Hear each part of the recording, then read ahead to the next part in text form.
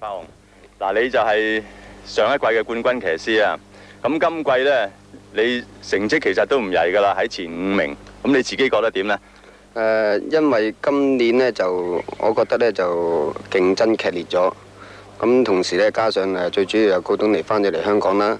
咁變咗呢，佢可以攞到好多其他馬房嘅坐騎。咁今年我就即係集中騎自己馬房嘅馬。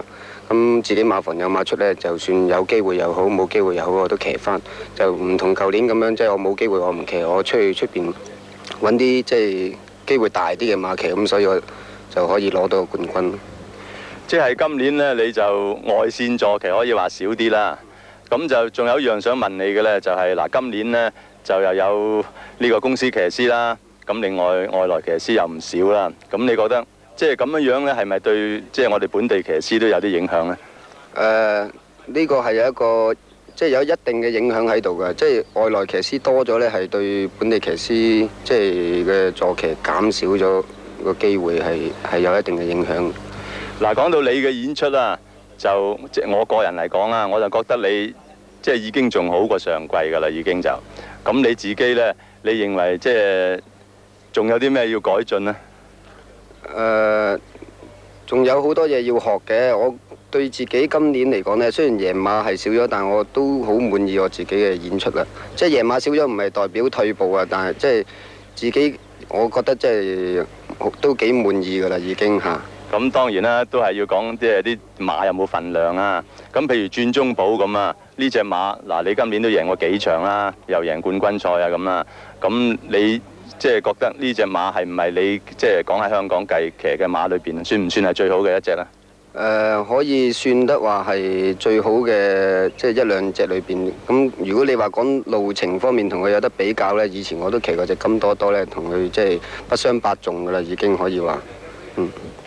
就其他嗰啲，你話再揾啲短途馬嚟同佢比就冇得比，因為性能唔同啊。而家你又講翻，大家都係第一班咁嘅質素、咁嘅距離呢，我覺得係除咗隻金多多有得比呢，就冇乜第二隻可以比到㗎啦。嗱，咁啊講到隻馬王轉中寶啊，咁佢係今季馬王啊，你覺得即係點樣騎佢呢？可以即係發揮到佢嘅最佳水準呢？呢隻馬呢，最好呢就喺即係早段。就留住佢，唔好俾佢咁早望空啦。咁就入到直路就先至俾佢望空呢。咁就隻馬就可以發揮到隻馬個後勁，佢後勁好犀利嘅。但係最緊要早段唔好俾佢咁快放到出嚟。咁樣講，即係譬如同場馬裏邊啊，係咪有快放馬比較好啲呢？譬如冇快放馬，大家留住跑，係咪冇咁好呢？如果有快放馬同場呢，呢個係一定對佢好啲嘅，一定嘅嚇。咁有時有啲意外，或者譬如嗰場突然間你諗住有馬放，佢哋又唔放咁樣，都試過㗎啦。咁呢啲係即係當場嘅意外嘅，咁冇得講啦。如果正式呢，係一定係有快放馬呢，就對嗰隻馬會當時嘅環境係好啲。咁啊，轉中寶呢，就而家都仲係當打啫。今季睇佢個健康情況呢，就好似即係幾好㗎。咁啊，睇嚟下季呢，應該仍然有好演出先啱，係咪啊？應該如果保養得宜呢，就下季佢一樣即係可以，即係喺第一班隨時有力同其他嘅馬跑嘅嚇。嗱，咁啊，陳柏雄啊，今季呢，你放暑假有咩打算呢？今季放暑假如果可以嘅話，我計劃呢就係或者首先去新加坡跑一次先啦。咁如果聯絡到英國嗰邊呢，咁我跑完新加坡呢，如果英國嗰邊係即係可以做得到嘅話，我或者會有去跑一個短時間。你所謂新加坡跑一次啊，佢哋一次好似即係有4日㗎咯喎，係嘛？就係跑嗰4日啦嚇。跑完嗰4日先至去英國啦。咁喺新加坡跑，你會騎邊個馬房啊？暫時仲等緊啲朋友安排。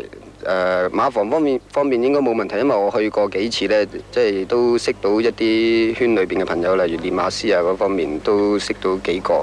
咁而家暫時等有關嘅人幫我安排啦。